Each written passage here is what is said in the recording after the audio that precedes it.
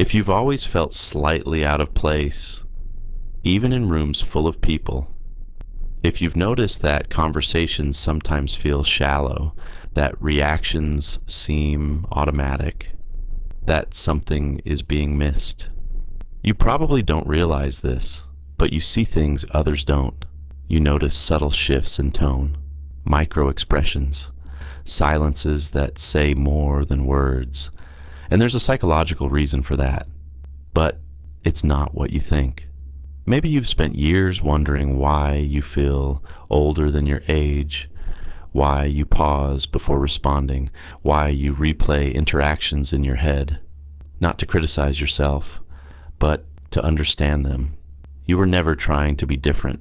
You just couldn't turn off the observation. While others reacted, you reflected.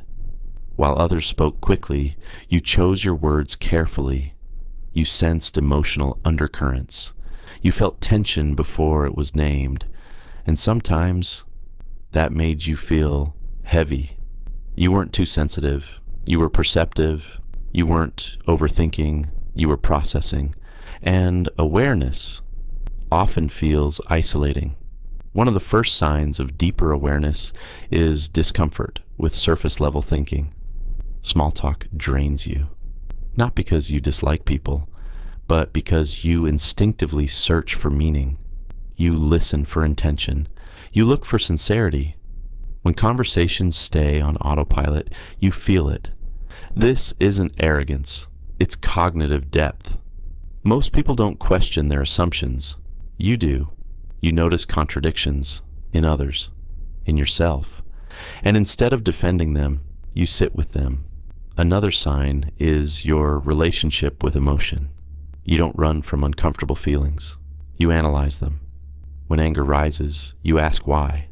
When sadness appears, you trace it back. This isn't weakness. This is regulation. Most people suppress what they feel until it leaks out sideways. You examine it. You allow it.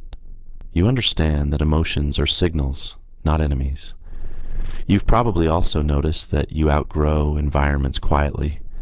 Friend groups, workplaces, even belief systems. Not because you're restless, but because you're evolving. You observe patterns. You see where growth has stopped, and eventually you feel the friction. This is awareness of trajectory. Most people adapt to their environment and stop questioning it. You sense when something no longer aligns, and alignment matters to you. There's also the way you handle conflict. You rarely explode, not because you don't feel anger, but because you understand consequence. You see both sides. Even when you're hurt, you can trace the other person's behavior back to their fear, their insecurity, their conditioning. This doesn't mean you tolerate disrespect. It means you understand complexity. Most people argue to win. You want clarity. You are comfortable being alone. Not all the time. But you don't panic in silence. Solitude feels restorative because your inner world is active.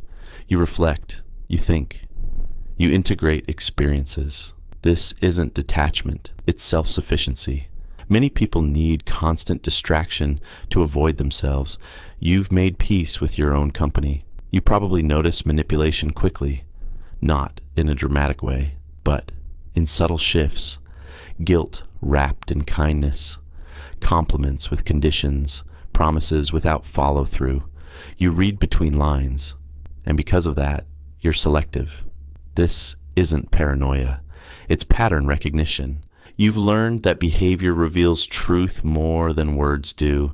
You take responsibility for your reactions, even when it would be easier to blame.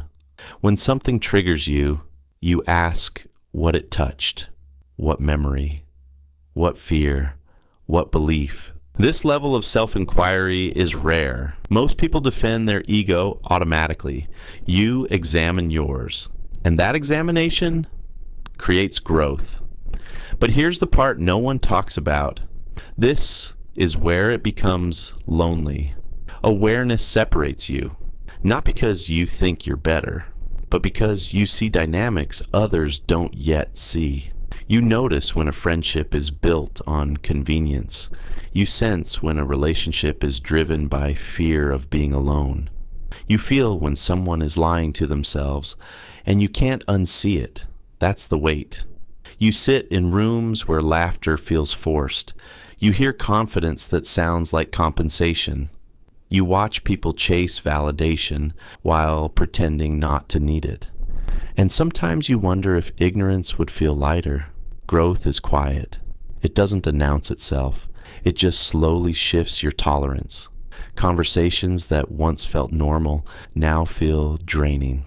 Environments that once felt exciting now feel chaotic.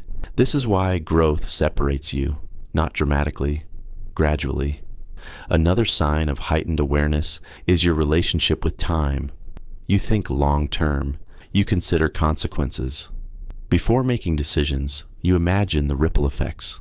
Most people react to the moment. You evaluate the trajectory. This can make you slower, more deliberate, but it also makes you steady. You are uncomfortable with hypocrisy, especially your own. When your actions don't match your values, it bothers you deeply. You feel the internal misalignment, and you adjust. This internal accountability is psychological maturity. It means you're not performing goodness.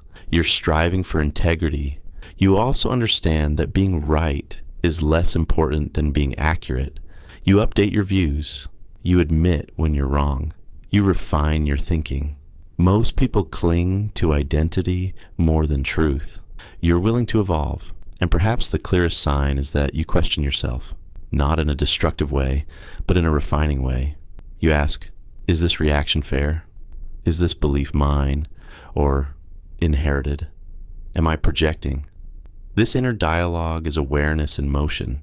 Over time, this awareness changes you. You become harder to manipulate, harder to impress, harder to rush.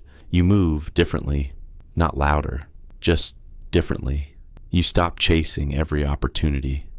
You choose intentionally. You speak less, but when you do, it carries weight. You don't need constant validation. You need alignment. And yes, sometimes you feel tired because thinking deeply takes energy, because feeling fully takes courage, because seeing clearly removes comforting illusions. But this isn't a burden. It's capacity. You're not behind. You're not broken. You're integrating, you're refining, you're becoming precise about who you are. Psychological awareness isn't about knowing everything. It's about noticing.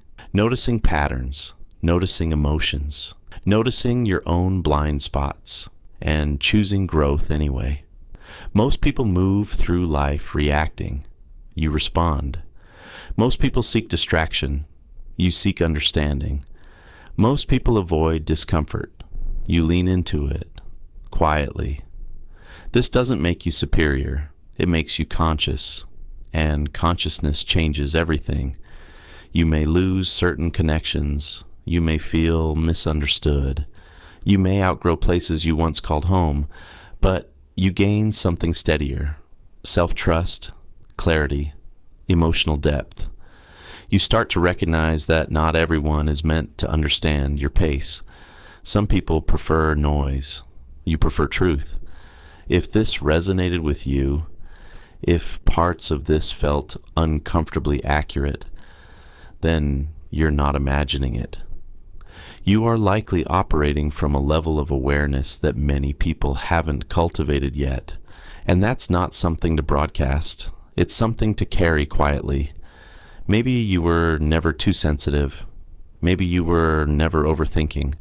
Maybe you were simply observing what others were avoiding. And maybe the reason you've never quite fit in is because you were never meant to stay unconscious. You were meant to see. And once you see, you don't go back.